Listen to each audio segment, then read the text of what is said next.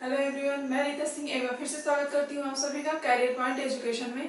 जैसा कि मैं पहले ही बता चुकी हूँ, इस समय हमारी अभी जीएस की क्लासेस चल रही हैं और जीएस की क्लास में हमने शुरू किया था ये सेल एंड इट्स स्ट्रक्चर। हमारी जो पिछली क्लास है उसमें शुरू किया था हमने सेल एंड इट्स स्ट्रक्चर यानी कोशिका तथा इसकी संरचना। तो उसमें हमने कुछ चीजें डिस्कस की थी कि जैसे कोशिका कहते किसे हैं, कोशिका की खोज किसने की, ठीक है।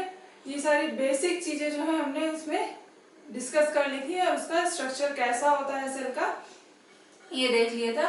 सेल का जो स्ट्रक्चर है उसमें हमने प्लांट सेल या एनिमल सेल नहीं लिया था, हमने एक कॉमन डायग्राम लिया था जिसमें हम सेल की स्टडी करेंगे और सेल के जितने भी कंपोनेंट हैं, जितने भी सेल ऑर्गेनेल्स हैं, कोशिका के जितने भी अंग हैं, कोशिकांग हैं, उनकी स्टडी करेंगे।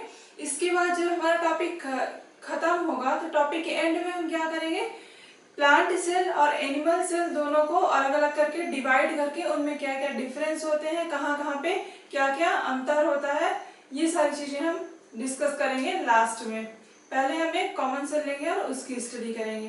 क्लियर? तो लास्ट क्लास में हमने डिस्कस किया था किसके बारे में, सेल कहते हैं किसे। सेल क्या होती है, basic structural and functional unit of life, जीवन की संरचनात्मक एवं क्रियात्मक इकाई होती है कोशिका। कोशिका की खोज किसने की थी, रॉबर्ट हुक ने की थी। किसमें की थी, प्लांट की जो बार्क होती है, कॉर्क होती है, यानी कि जिसे कहा जाता है छाल, उसमें की थी इन्होंने किसकी खोज, कोशिका की खोज की थी। अब हमारे जो सेल होता है, कोशिका होती है, उसके अंदर न्यूक्लियस प्रेजेंट होता है। न्यूक्लियस की खोज किसने की थी, रॉबर्ट ब्राउन ने की थी न्यूक्लियस की खोज। क्लियर? सबसे बड़ी कोशिका कौन सी होती है, यानी कि लार्जेस्ट सेल कौन सी होती है यूनिवर्स में, ऑस्ट्रिच एग यानी कि शुतुरमुर्ग का अंडा। और हमने ये भी बताया था कि जो एग होता है वो हमेशा सेल के फॉर्म में होता है, क्योंकि उसमें कोई टिश्यू या ऑर्गन का फॉर्मेशन जब तक नहीं हो जाता तो एग क्या होता है, सेल होता है या कोशिका होती है। क्लियर? स्मॉलेस्ट सेल कौन सी थी, स्मॉलेस्ट सेल थी, अगर हम अपनी बॉडी की बात करें तो हमारे बॉडी में स्मॉलेस्ट सेल है RBC, erythrocyte cell, red blood cell हमारे बॉडी में सबसे छोटी सेल है।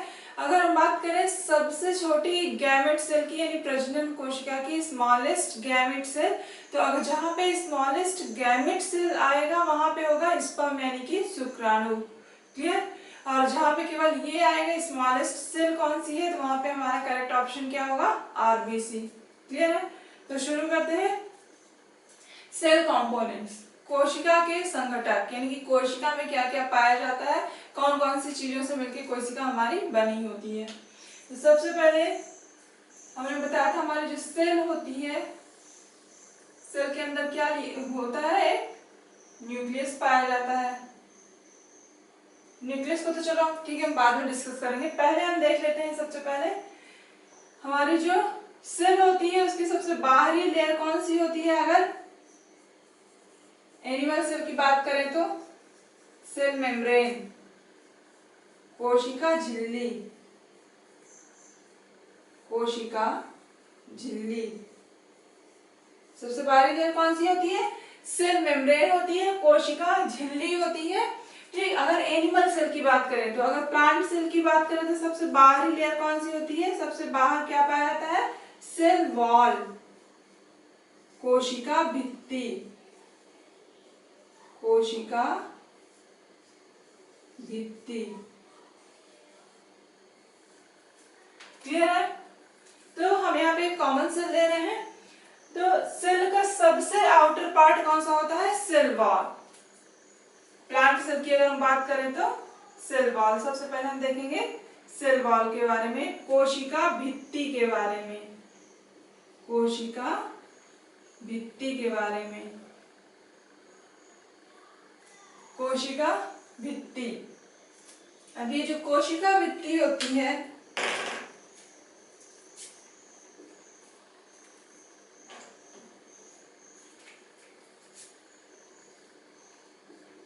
प्लांट सेल, एनिमल सेल, सबको पता होगा इसमें प्लांट सेल में कोशिका भित्ति क्या होती है, प्रेजेंट होती है, प्रेजेंट, उपस्थित। एनिमल सेल में क्या होती है, एब्सेंट होती है, अनुपस्थित। अनुपस्थित होती है। क्लियर? यानी कि जंतु कोशिका में सेल वॉल नहीं पाई जाती है। जंतु कोशिका की सबसे आउटर लेयर होगी सेल मेम्ब्रेन। प्लांट सेल में यानी कि पादप कोशिका में सेल वॉल पाई जाती है। तो प्लांट सेल के केस में क्या होगा, सबसे आउटर लेयर कौन सी होगी, सेल वॉल की होगी, कोशिका भित्ति की होगी। अब यहाँ पे ये जो सेल वॉल होती है ये बनी किसकी होती है, सेल वॉल बनी होती है सेल्यूलोज की, सेल्यूलोज,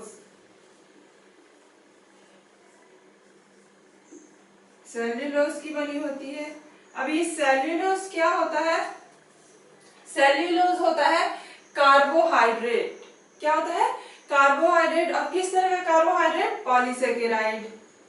तो सेल्यूलोज क्या है, एक तरह का कार्बोहाइड्रेट, कार्बोहाइड्रेट है। किस तरह का कार्बोहाइड्रेट, पॉलीसेकेराइड,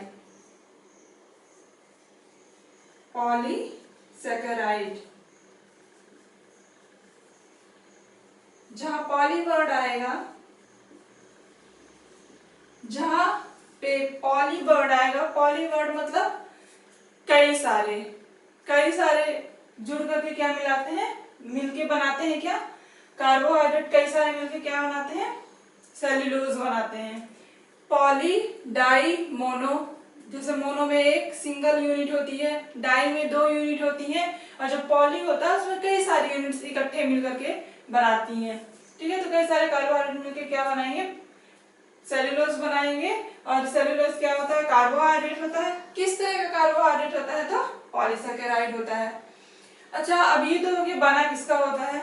अब दूसरा, सेल्यूलोज जो होता है ये होता क्या है, ये प्लांट का हार्डेस्ट पार्ट होता है। ये क्या होता है, प्लांट का हार्डेस्ट पार्ट, सबसे कठोर हिस्सा, सबसे कठोर हिस्सा या भाग। सबसे कठोर भाग क्यों होता है, क्योंकि जो सेल्यूलोज होता है, ठीक है, हार्डेस्ट पार्ट होता है। और सबसे कठोर क्यों होता है, क्योंकि जो सेल्यूलोज होता है उसमें जो वाटर होता है, वाटर की क्वांटिटी कितनी होती है, 0%। पानी इसमें कितना होता है, 0% होता है, यानी कि पानी इसमें नहीं पाया जाता है। सेल्यूलोज में पानी अनुपस्थित होता है, यानी बिल्कुल भी पानी नहीं होता है। इसलिए ये क्या होता है, हार्ड होता है, हार्डेस्ट पार्ट होता है किसका, प्लांट का सबसे कठोर भाग होता है। ठीक, अब यहाँ पे हमने देख लिया ये हार्डेस्ट पार्ट होता है, सेल्यूलोज में पानी नहीं होता है, और ये कार्बोहाइड्रेट होता है यानी कि पॉलीसेकेराइड होता है। अब हम देखेंगे इसका रोल क्या प्ले करता है, इसका फंक्शन क्या होता है। तो इसका फंक्शन जो क्या रहता है, प्रोटेक्शन प्रोवाइड करना। ठीक है, जो प्लांट सेल होती है उसको क्या करता है, प्रोटेक्ट करने का काम करता है। ठीक है, बचाने का काम करता है, बचाने का काम करता है, प्रोटेक्ट करने का काम करता है किसको, प्लांट सेल को, क्योंकि ये हार्डेस्ट पार्ट होता है। क्लियर है। तो जैसे डिहाइड्रेशन से यानी कि पानी की कमी से गर्मी होती है, गर्मी में क्या होता है, जो पानी होता है पूरा निकल जाता है प्लांट से बाहर। ठीक है, तो वाष्पोत्सर्जन की क्रिया के द्वारा। तो ये जो प्लांट में प्रेजेंट होती है सेल वॉल, कोशिका भित्ति, ये क्या करती है, वो डिहाइड्रेशन से भी बचाती है, यानी कि प्रोटेक्ट करती है प्लांट सेल को कि वो डिहाइड्रेट ना होने पाए, पानी की कमी उसमें ना होने पाए। ठीक है, अब देखेंगे अगला, सेल मेम्ब्रेन। सेल मेम्ब्रेन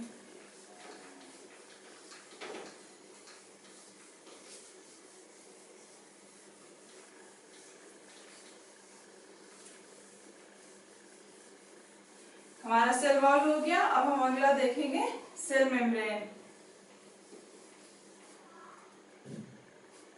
अब इसमें हम बात करेंगे सेल मेम्ब्रेन की।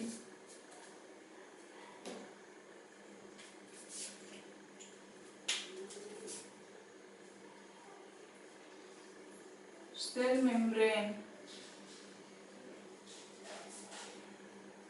कोशिका झिल्ली, कोशिका झिल्ली।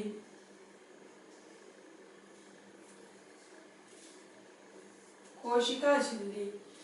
अब ये सेल मेम्ब्रेन क्या होती है, कोशिका झिल्ली क्या होती है, ये जो प्लांट होते हैं और एनिमल दोनों में पाई जाती है। प्लांट सेल, पादप कोशिका और एनिमल सेल, जंतु कोशिका, दोनों में क्या होती है, प्रेजेंट होती है, उपस्थित, दोनों में उपस्थित होती है। सेल मेम्ब्रेन प्लांट में भी और जंतु कोशिका में भी उपस्थित होती है। ठीक है, ये बनी किसकी होती है, हमारी ये जो सेल मेम्ब्रेन है, कोशिका झिल्ली है, किस चीज से बनी होती है,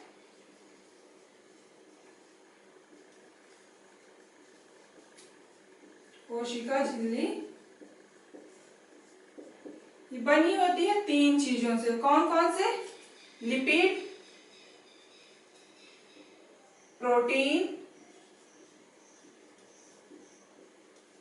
प्रोटीन्स एंड कार्बोहाइड्रेट,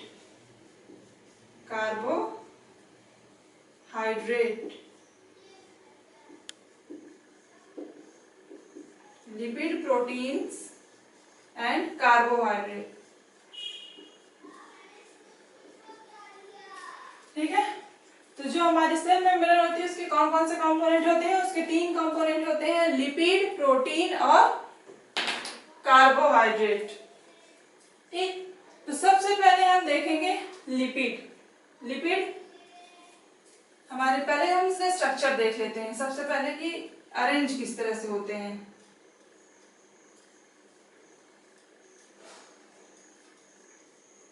ये होगी हमारी लिपिड, हमारे सेल मेम्ब्रेन का लिपिड। अगर सेल मेम्ब्रेन को हम देखेंगे तो हमारा ये पोर्शन किस तरह से दिखाई देगा, इस तरह से दिखाई देगा। इस तरह से लिपिड प्रेजेंट होते हैं।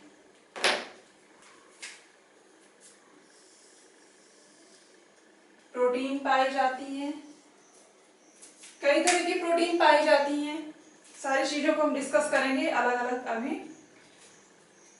इसके अलावा प्रेजेंट होता है क्या, कार्बोहाइड्रेट।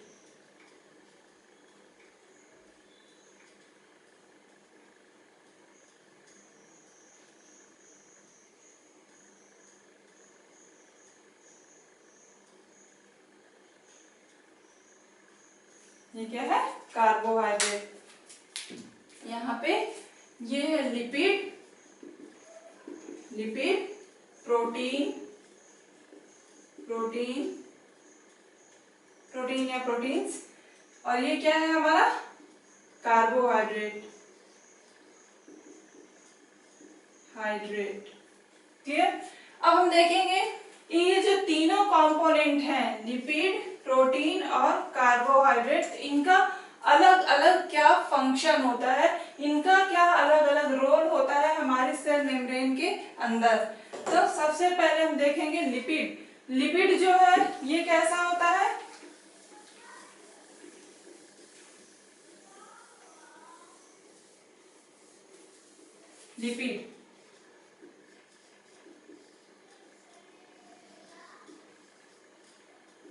लिपिड कैसा होता है, लिपिड की बाई लेयर प्रेजेंट होती है, यानी कि ये दो लेयर में प्रेजेंट होता है। ठीक है, लिपिड की बाई लेयर होती है, यानी कि दो लेयर में लिपिड पाया जाता है। ठीक, लिपिड द्विस्तर बनाता है, द्विस्तरीय लिपिड पाई जाती है। ठीक, और क्या होता है, जो लिपिड होता है, लिपिड की अगर हम एक इसका डायग्राम देखें तो किस तरह दिखेगा, ये हेड वाला पोर्शन होता है, ये होता है टेल। इसका जो हेड वाला पोर्शन होता है हमेशा, ये क्या होता है, हमेशा बाहर की तरफ होता है, मेम्ब्रेन में हमेशा बाहर की तरफ होता है, यानी कि ये सिरा कैसा होता है, हाइड्रोफिलिक होता है। टेल वाला सिरा हमेशा अंदर की ओर रहता है। ये सिरा और ये सिरा, जो टेल वाला पोर्शन है, ये वाला पोर्शन, ये पूंछ वाला टेल वाला पोर्शन, ये जो है ये हमेशा अंदर की तरफ होता है, क्योंकि ये जो सिरा होता है ये कैसा होता है, इसका नेचर हाइड्रोफोबिक। हाइड्रोफोबिक हाइड्रोफोबिक यानी कि ये हाइड्रो मतलब होता है पानी, फोबी यानी फोबिया, फोबिया का मतलब होता है डर। तो ये सिरा क्या होता है, पानी से दूर भागता है, इसलिए अंदर की ओर होता है। हेड वाला पोर्शन जो होता है हाइड्रोफिलिक होता है, वाटर लविंग होता है, तो ये क्या होता है, बाहर की ओर होता है। ये इस तरह से हमारा लिपिड जो है अरेंज रहता है, किसमें, हमारे सेल मेम्ब्रेन में, कोशिका झिल्ली में। और क्या किस तरह द्विस्तरीय संरचना बनाता है, बाई लेयर बनाता है। ठीक, अब यहाँ पे देखेंगे लिपिड हमारा काम क्या करता है। ठीक है, एक तो ये स्ट्रक्चर बनाया है, एक तो इसका काम क्या हो गया, स्ट्रक्चरल रोल प्ले किया, स्ट्रक्चरल रोल हो गया, यानी कि संरचनात्मक भूमिका निभाता है, संरचनात्मक भूमिका। अब हमारा अगला क्या होगा, कुछ काम भी तो करेगा। काम क्या कर रहा है, ये तो संरचना बनाने का काम कर रहा है, ये हो गया स्ट्रक्चरल रोल। दूसरा, ये जो सेल है हमारी कोशिका झिल्ली है, इसे क्या कर रहा है, इस सेल का जो बाहर का एनवायरनमेंट है, यानी कि सेल के बाहर का जो भी एनवायरनमेंट है, उस एनवायरनमेंट से क्या कर रहा है, सेल को सेपरेट कर रहा है। यानी कोशिका को बाहर के एनवायरनमेंट से सेपरेट करने का काम कर रहा है। और क्या कर रहा है, सेल को एक शेप देने का काम कर रहा है। लेयर बना रहा है ना हमारा लिपिड, यहाँ पे क्या कर रहा है, लेयर बनाने का काम कर रहा है। यानी कि कोशिका झिल्ली की जो परत होती है, तो परत क्या कर रही है, सेल को बाहर के एनवायरनमेंट से सेपरेट करने का काम कर रही है। ठीक है, तो यहाँ पे क्या होगा, फंक्शनल रोल, यानी कार्यात्मक भूमिका, कार्यात्मक भूमिका। और कार्यात्मक भूमिका किस तरह से निभा रही है, किस तरह से कर रही है, बैरियर बना के। कैसे, बैरियर, बैरियर यानी कि अवरोध, अवरोध या सीमा। यहाँ पे सीमा ही तो बना रही है, सेल को सेल के बाहर के एनवायरनमेंट से सेपरेट कर रहा है। ठीक है, अब हम देखेंगे क्या, प्रोटीन। प्रोटीन का क्या काम होता है,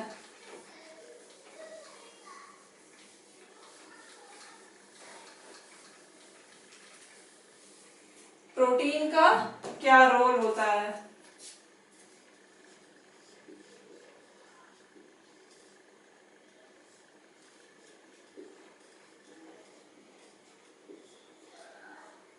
इसमें क्या होता है, हमारे जो लिपिड की बाई लेयर है, इसमें ये रेड से इंडिकेट किया गया है प्रोटीन को।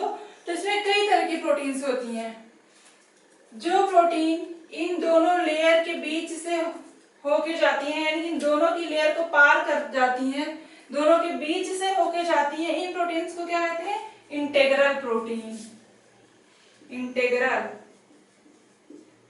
इंटेग्रल प्रोटीन्स कहा जाता है। ये क्या करती हैं, ये जो प्रोटीन्स होती है इनके बीच में इस तरह से संरचना होती है, यानी कि चैनल, चैनल होता है, जगह होती है, जिससे कि मॉलिक्यूल्स जो होते हैं, बाहरी मॉलिक्यूल्स जो होते हैं, वो इससे अंदर जा सकते हैं और अंदर के मॉलिक्यूल्स इससे बाहर आ सकते हैं। क्लियर, ये चैनल बनाने का काम करती हैं इंटेग्रल प्रोटीन्स जो रहती हैं। चैनल यानी कि बीच में इनकी जगह होती है, बीच में, बीच वाला हिस्सा जो होता है खाली रहता है, एक नली जैसा रहता है। और ये क्या करते हैं, जिससे बाहरी मॉलिक्यूल अंदर जा सकते हैं सेल के, और बाहर के मॉलिक्यूल जो होते हैं वो अंदर आ सकते हैं। तो ये हो गया, एक तो चैनल बनाती है इंटेग्रल प्रोटीन। कुछ प्रोटीन्स किनारों पे पाई जाती हैं, इन्हें क्या कहते हैं, पेरीफेरल प्रोटीन। किनारों पे जो प्रेजेंट रहती है इन्हें क्या कहा जाता है, पेरीफेरल प्रोटीन। इन्हें पेरीफेरल प्रोटीन कहा जाता है। तो यहाँ पे प्रोटीन का क्या काम होता है, इसका जो प्रोटीन का बेसिक काम होता है वो होता है ट्रांसपोर्ट का, ट्रांसपोर्ट, परिवहन, परिवहन का काम होता है। और परिवहन का काम कैसे होता है, क्योंकि प्रोटीन क्या करती है, ये चैनल बनाने का काम करती है। चैनल से मॉलिक्यूल्स क्या होते हैं, ये पास होते हैं, यानी कि अंदर से बाहर, बाहर से अंदर जाने का काम करते हैं। और जो प्रोटीन होती है क्या करती है, ट्रांसपोर्ट के साथ साथ ही ये स्ट्रक्चरल सपोर्ट भी प्रोवाइड करती है।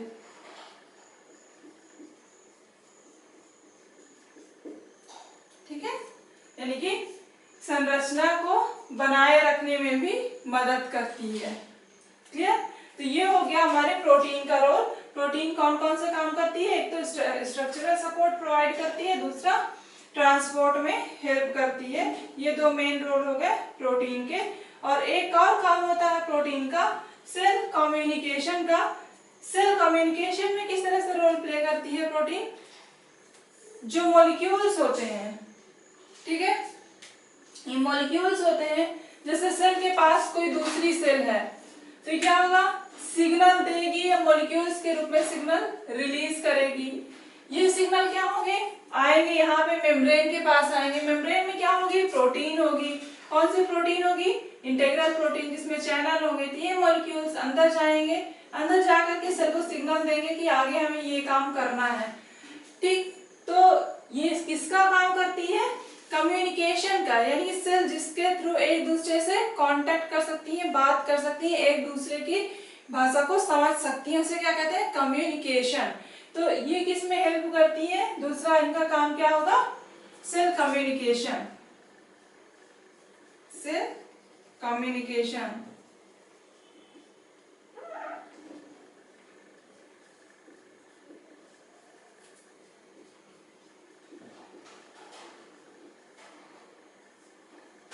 कोशिका संवाद। ठीक, ये हो गया हमारा प्रोटीन का काम। अब हम देखेंगे अगला इसमें कौन सा, कार्बोहाइड्रेट का। कार्बोहाइड्रेट का क्या रोल होता है।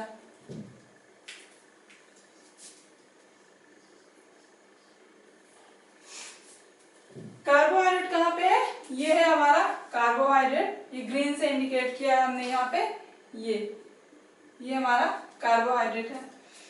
तो कार्बोहाइड्रेट का क्या रोल होता है यहाँ पे, कार्बोहाइड्रेट, कार्बोहाइड्रेट का जो मेन काम होता है वो एक सेल को दूसरी सेल में क्या करता है, रिकॉग्निशन का काम करता है। जैसे कोई सेल है, यानी कि एक तरह से ये सेंसरी ऑर्गन की तरह काम करता है। जो सेल में होता है वो एक सेल को दूसरे सेल को रिकॉग्नाइज करने में, यानी कि पहचानने में काम करता है। तो कार्बोहाइड्रेट का जो बेसिक रोल होता है यहाँ पे क्या होता है, सेल रिकॉग्निशन का होता है, सेल रिकॉग्निशन।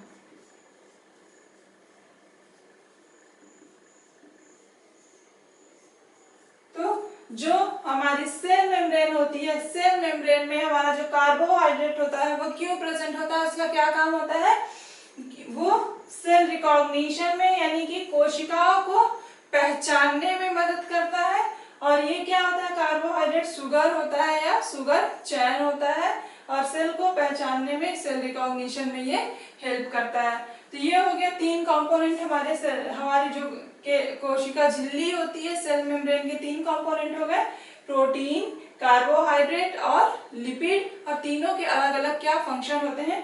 अब हमारी जो सेल मेम्ब्रेन है उसका क्या फंक्शन होता है, सेल मेम्ब्रेन जो होती है हमारी, उसका मेन फंक्शन होता है ये सेलेक्टिवली परमिएबल होती है, यानी कि मॉलिक्यूल्स के सिलेक्शन का काम करती है कि कौन सा मॉलिक्यूल हमारा सेल के अंदर जाएगा, कौन सा मॉलिक्यूल सेल के बाहर आएगा। ऐसा नहीं कि कोई भी मॉलिक्यूल सेल के अंदर चला गया, सेल के बाहर आ गया।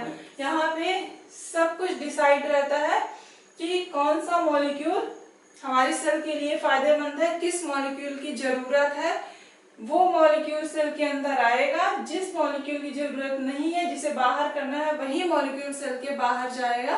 और ये डिसाइड करने का काम कौन करता है, कोशिका झिल्ली, प्लाज्मा मेम्ब्रेन या सेल मेम्ब्रेन। कोशिका झिल्ली को प्लाज्मा मेम्ब्रेन भी कहा जाता है।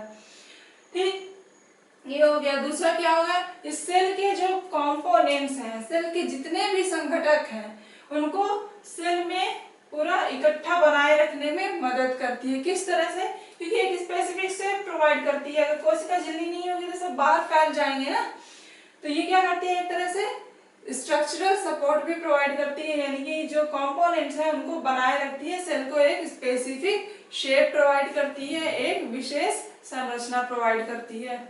कौन, कोशिका झिल्ली। क्लियर। अब देखेंगे हमारी जो सेल होती है, सेल के अंदर क्या पाया जाता है, एक न्यूक्लियस पाया जाता है। तो अब हम अगला देखेंगे,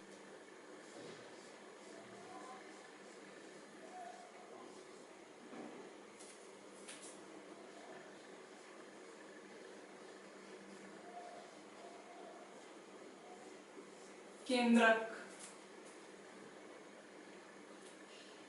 ठीक है। अब यहाँ पे केंद्रक का क्या काम होता है, न्यूक्लियस का क्या काम होता है, सबसे पहले हम बता देते हैं न्यूक्लियस की खोज किसने की। इसके बाद हम डिस्कस करेंगे न्यूक्लियस का क्या काम होता है, उसके अंदर क्या क्या पाया जाता है। तो न्यूक्लियस की खोज किसने की थी, रॉबर्ट ब्राउन ने। रॉबर्ट ब्राउन ने की थी न्यूक्लियस की खोज, यानी कि केंद्रक की खोज। केंद्रक जो होता है, कोशिका का ब्रेन होता है, यानी कि कोशिका के अंदर जितनी भी क्रियाएं होंगी, जितने भी फंक्शन होंगे, सबका क्या करता है, डिसीजन कौन लेता है, ब्रेन यानी कि न्यूक्लियस। सब कुछ मैनेज करने का काम, रेगुलेट करने का काम किसका होता है, न्यूक्लियस का होता है। यही रीजन है कि न्यूक्लियस को कोशिका का दिमाग या सेल का ब्रेन, ब्रेन ऑफ सेल, कोशिका का दिमाग या manager of cell, manager of cell, कोशिका का प्रबंधक,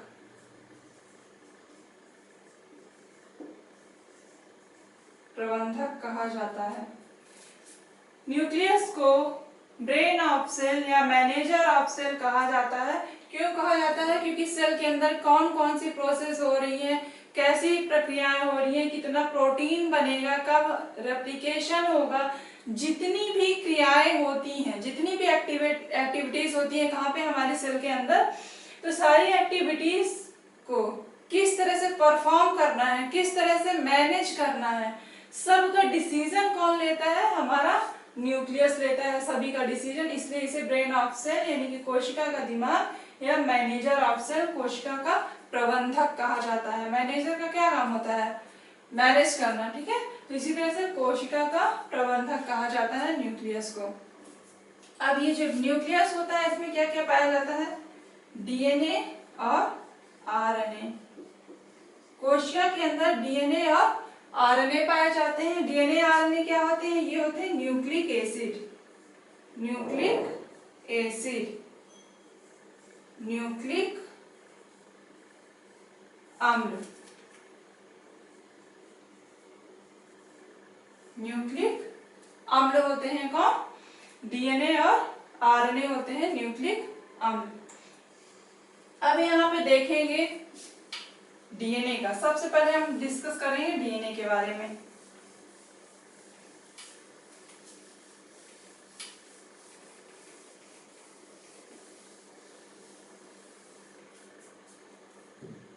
यहाँ पे देख लेंगे हम डीएनए के बारे में। जैसे ये सेल हो गई हमारी, सेल के अंदर न्यूक्लियस, न्यूक्लियस में तो हमने पढ़ा था कि क्रोमोसोम होता है। न्यूक्लियस में क्या होता है, इस तरह से हमारे क्रोमोसोम पाए जाते हैं, इस तरह से। ठीक, अब यहाँ पे ध्यान से सुनना है डीएनए के बारे में। डीएनए पाया कहाँ जाता है, ये जो न्यूक्लियस हो गया, न्यूक्लियस के अंदर क्या होते हैं, क्रोमोसोम, क्रोमोसोम जिसे कहते हैं गुणसूत्र, गुणसूत्र। यहाँ पे आपको ध्यान से देखना, क्योंकि कई सारे लोगों को यही क्लियर नहीं होता है कि क्रोमोसोम क्या होता है, क्रोमैटिन क्या होता है, डीएनए क्या होता है, इन सब में क्या डिफरेंस है और डीएनए पाया कहाँ जाता है, इनमें बहुत कंफ्यूजन होता है। तो यहाँ पे ये चीजें हम सारी चीजें क्लियर कर देते हैं। क्रोमोसोम हो गया यानी कि गुणसूत्र हो गया। अब ये जो क्रोमोसोम हो गया इसकी दो आर्म्स होती हैं, ये एक दूसरे से किसके थ्रू जुड़ी होती हैं, इनके बीच में क्या होता है, सेंट्रोमियर। सेंट्रोमियर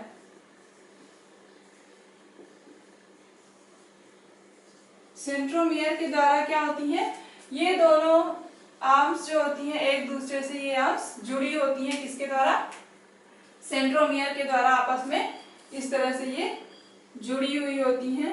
इन्हें क्या कहा जाता है, इन्हें कहा जाता है क्रोमैटिड। ये क्या कहलाते हैं, क्रोमैटिड।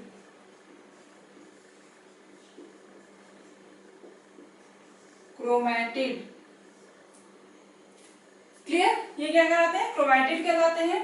अब हम अगर इस क्रोमैटिड को पास से देखेंगे, ठीक, तो ये पास देखने में किस तरह से दिखाई देगा, ये जो क्रोमैटिड की ऐसे एक हमने एग्जांपल ले लिया कि ये एक आर्म हो गई, ये इतना हिस्सा लिया हमने, ये इतना हिस्सा ले लिया क्रोमैटिड का। तो अगर हम पास से देखेंगे तो इसमें क्या दिखेगा हमें, ऐसे धागे, कई तरह से धागे जैसे ऐसे उलझी हुई संरचना पाई जाती है, इस तरह से पूरा उलझा हुआ रहता है, सुपर कॉइल्ड जिसे कहते हैं, इस तरह से पाई जाती है। अगर इसको हम देखेंगे इस भाग को तो और क्लियर होगा कि इस भाग में क्या होता है, कुछ इस तरह की संरचनाएं पाई जाती हैं, आपस में कॉइल्ड रहती हैं इस तरह से, ठीक। अभी सारी चीजें यहाँ पे क्लियर करेंगे कि इसका क्या नाम है, किसको क्या बोलते हैं। अगर इसको भी हम देखें, अगर इसका केवल इतना एक पोर्शन देखें तो ये हमें किस तरह से दिखाई देगा, ये हमें इस तरह से दिखाई देगा, ठीक है, इस तरह से दिखाई देगा। और यहाँ पे क्या होगा, प्रोटीन पाई जाएगी,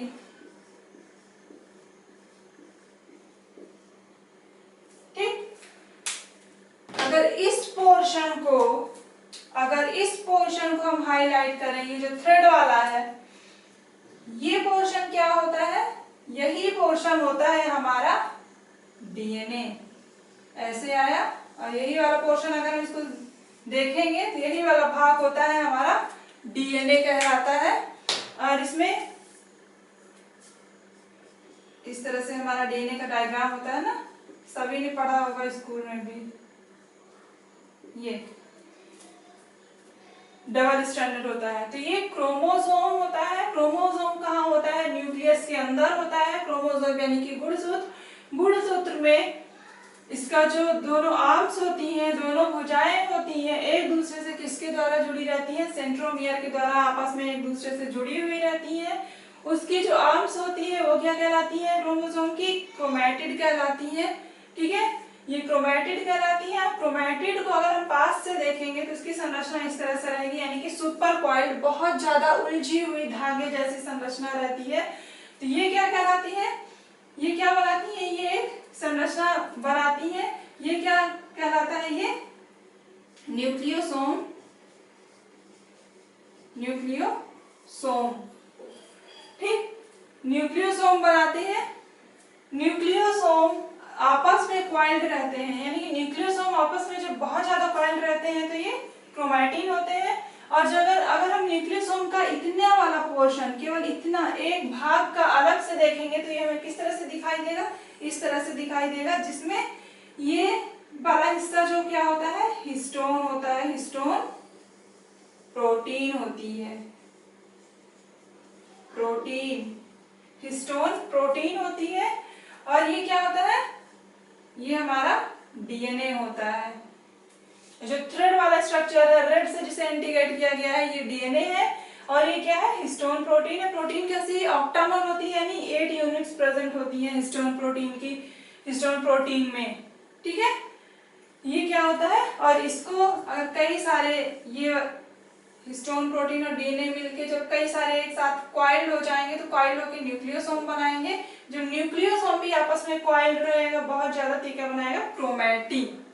ठीक, तो यहाँ पे क्लियर हो गया डीएनए कहाँ पे होता है यहाँ पे, क्योंकि लोगों को बहुत कंफ्यूजन होता है कि डीएनए होता क्या है, क्रोमैटिन क्या होता है, न्यूक्लियोसोम क्या होता है। तो यहाँ पे सारी चीजें क्लियर हो गई कि क्रोमैटिन क्या होता है, क्रोमैटिन क्या होता है, न्यूक्लियोसोम क्या होता है। न्यूक्लियोसोम में क्या क्या पाया जाता है, हिस्टोन प्रोटीन होती है और डीएनए होता है थ्रेड। हिस्टोन प्रोटीन को चारों ओर से घेरे हुए रहता है कौन, हमारा डीएनए। ठीक है, तो क्रोमैटिन हमारा किसका बना हुआ होता है, क्रोमैटिन किसका बना होता है, प्रोटीन प्लस डीएनए। प्रोटीन कौन सी, histone, histone, histone protein plus DNA से मिलके बना होता है क्या, हमारा क्रोमैटिन थ्रेड, जो कि एकदम महीन सुपर कॉइल्ड फॉर्म में क्रोमोसोम के अंदर पाया जाता है। और हमारा डीएनए जो होता है चारों ओर से घेरे हुए रहता है हिस्टोन प्रोटीन को, और ये हमारा डीएनए। ठीक, तो अब यहाँ पे हमने देख लिया क्रोमैटिन किसे कहते हैं, प्रोटीन प्लस डीएनए मिलके क्या बनाते हैं, क्रोमैटिन थ्रेड बनाते हैं, क्रोमैटिन स्ट्रक्चर बनाते हैं, यानी कि हिस्टोन प्रोटीन और डीएनए एक साथ मिल करके। अब यहाँ पे हम डीएनए को अलग से देखेंगे। डीएनए का फुल फॉर्म क्या है, deoxy ribose nucleic acid. Deoxy ribose nucleic acid, Hindi में भी इसे डीऑक्सी राइबोज न्यूक्लिक अम्ल कहेंगे, न्यूक्लिक अम्ल कहेंगे। ठीक, तो ये हो गया डीएनए का फुल फॉर्म कि डीएनए का फुल फॉर्म क्या होता है, डीऑक्सीराइबोन्यूक्लिक एसिड या डीऑक्सीराइबोन्यूक्लिक अम्ल। अब यहाँ पे जो डीएनए का स्ट्रक्चर है, डीएनए की स्टडी, इसका डीएनए कैसा होता है हमारा, यहाँ पे हमने किस तरह से इंडिकेट किया है, डबल हेलिक्स होता है, डबल हेलिक्स यानी कि द्विकुंडलित। डीएनए की संरचना कैसी होती है, द्विकुंडलित होती है, यानी कि डबल हेलिकल होता है। तो इसकी जो संरचना है, डीएनए की संरचना के बारे में या डीएनए के बारे में सबसे पहले किसने बताया था, ये क्वेश्चन बहुत बार पूछा जाता है, Watson and Crick, Watson Crick, Watson तथा क्रिक। वाटसन तथा क्रिक ने क्या किया था, वाटसन और क्रिक ने बताया था किसके बारे में, डीएनए के बारे में, यानी कि डीएनए की जो खोज है किसने की थी, वाटसन और क्रिक ने की थी डीएनए की खोज।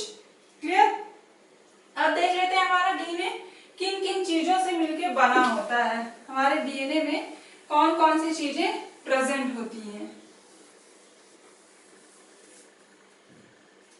जैसे हो गया हमारा ये डीएनए, डीएनए में हमारे मेन तीन चीजें जो होती हैं वो कौन सी होती है, तीन चीजें मेन होती हैं, कौन कौन सी, एक तो हो गया पॉलीन्यूक्लियोटाइड कहा जाता है डीएनए को। ठीक है, पॉलीन्यूक्लियोटाइड पॉलीमर होता है डीएनए हमारा। तो इसमें कौन कौन सी चीजें प्रेजेंट होती हैं, तीन चीजें प्रेजेंट होती हैं, फॉस्फेट, नाइट्रोजनस बेस, फॉस्फेट, नाइट्रोजनी क्षार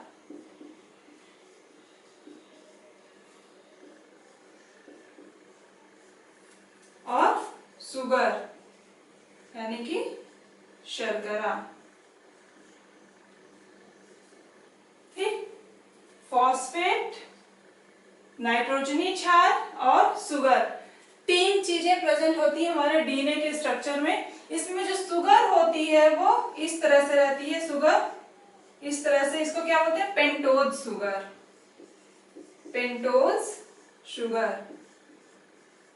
किस तरह की शर्करा पाई जाती है डीएनए में, पेंटोज, पेंटोज शुगर पाई जाती है। इसमें इस तरह से यहाँ पे जुड़ा होता है क्या, फॉस्फेट ग्रुप जुड़ा होता है, और यहाँ पे जुड़ा होता है नाइट्रोजनस बेस।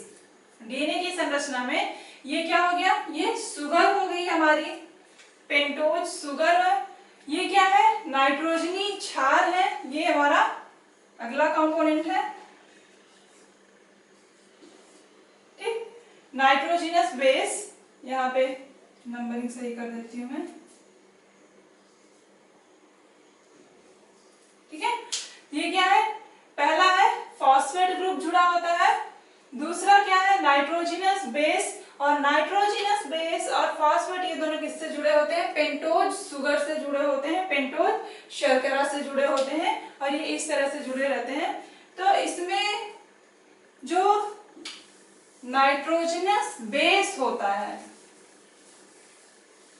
नाइट्रोजनस बेस कौन कौन से होते हैं, सबका क्या अलग अलग काम होता है, यहाँ पे ये देखेंगे हम। नाइट्रोजनस बेस जो होते हैं,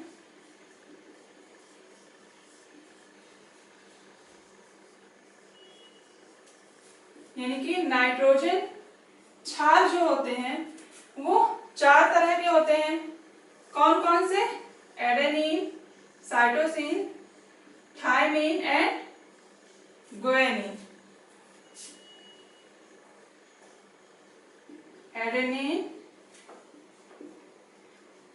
cytosine,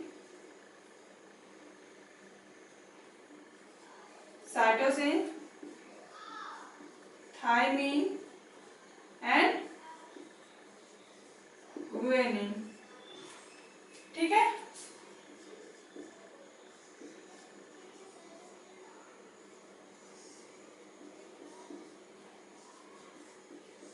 cytosine,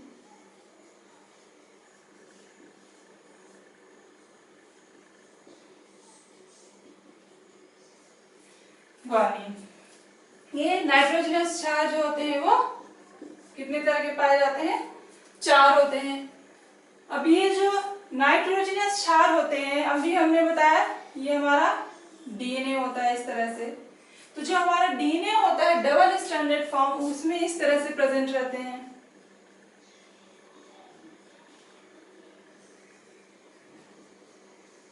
triple bond C, यानी ये इसमें जो एडेनिन है वो किससे जुड़ेगा, हमेशा एडेनिन हमेशा जुड़ेगा थायमिन से, और किस तरह से जुड़ेगा, डबल बॉन्ड के द्वारा, यानी कि द्विबंध के द्वारा जुड़ेगा।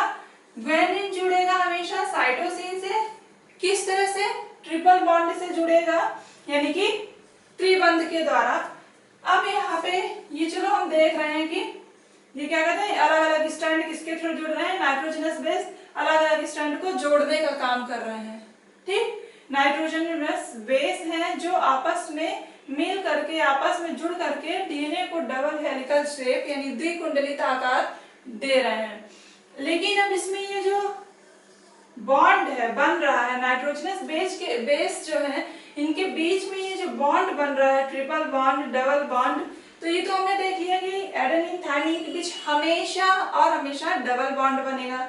गुआनिन साइटोसिन के बीच क्या होगा, ट्रिपल बॉन्ड बनेगा। ठीक, लेकिन ये बॉन्ड जो होता है इसका नेचर क्या होता है, ये कौन सा बॉन्ड होता है, बॉन्ड कई तरह के होते हैं, तो ये बॉन्ड कौन सा होता है, हाइड्रोजन बॉन्ड। हाइड्रोजन बॉन्ड यहाँ पे ये सबसे इंपॉर्टेंट है याद रखने के लिए कि जो नाइट्रोजनस क्षार होते हैं एक दूसरे से किसके द्वारा जुड़े होते हैं, वो हाइड्रोजन बॉन्ड के द्वारा होते हैं।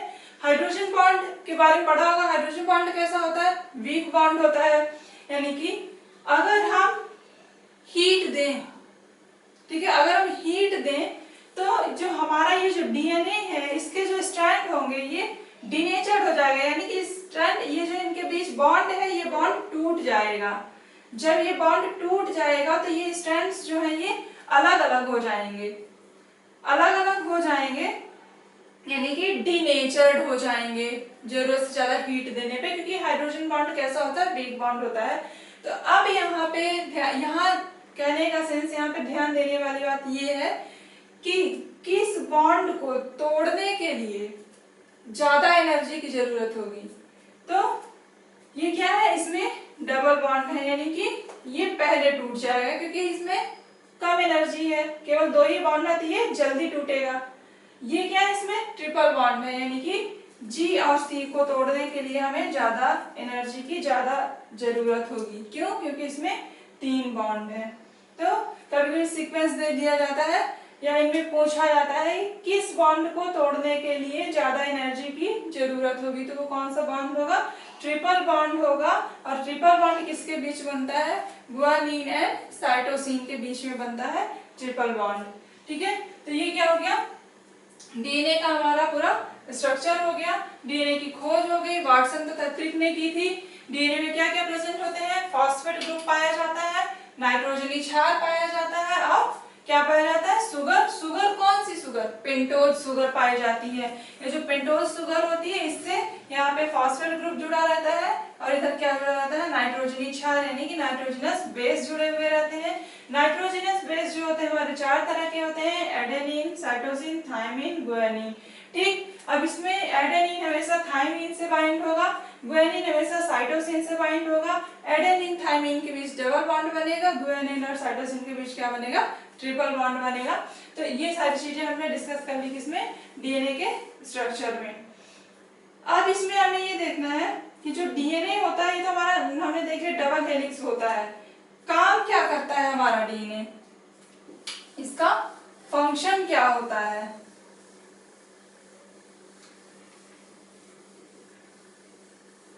फंक्शन क्या होता है। डीएनए जो होता है हमारा किसमें प्रेजेंट होता है, क्रोमोसोम में होता है। क्रोमोसोम क्या होता है, गुणसूत्र, यानी कि एक जनरेशन से दूसरी जनरेशन में इंपॉर्टेंट रोल प्ले करते हैं ना, ट्रांसफर होते हैं, डिसाइड करते हैं कि ठीक है कई तरह के क्रोमोसोम। अभी हम डीएनए का डिस्कस करने के बाद जो हमारे अगली क्लास आएगी उसमें हम क्रोमोसोम के बारे में डिटेल से डिस्कस करेंगे, पूरा कितने तरह के क्रोमोसोम होते हैं, किनका क्या क्या फंक्शन होता है, कौन कौन से होते हैं जो डिसाइड करते हैं कि लिंग का यानी कि सेक्स डिटर्मिनेशन का काम करते हैं। ये सारी चीजें हम अगले वीडियो में डिस्कस करेंगे। अभी यहाँ पे हम देखेंगे कि इसका डीएनए का फंक्शन क्या होता है। डीएनए क्या होता है, जेनेटिक मटेरियल, जेनेटिक मटेरियल, आनुवांशिक पदार्थ, आनुवांशिक पदार्थ, आनुवांशिक पदार्थ होता है। यानी क्यों, क्योंकि क्रोमोसोम में प्रेजेंट होता है। डीएनए हमारा कहाँ पाया जाता है, न्यूक्लियस में, क्रोमोसोम में पाया जाता है। ठीक, आनुवांशिक पदार्थ है, यानी कि आनुवांशिक पदार्थ का क्या मतलब होता है, आनुवांशिक पदार्थ जो एक पीढ़ी से दूसरी पीढ़ी में ट्रांसफर होते हैं। ठीक, आनुवांशिक पदार्थ एक पीढ़ी से दूसरी पीढ़ी में, एक जनरेशन से दूसरी जनरेशन में ट्रांसफर हो रहा है, यानी कि क्या करेगा, आनुवांशिक लक्षणों को, आनुवांशिक कैरेक्टर्स को या आनुवांशिक लक्षणों को एक पीढ़ी से दूसरी पीढ़ी में पहुंचाएगा। Genetic character,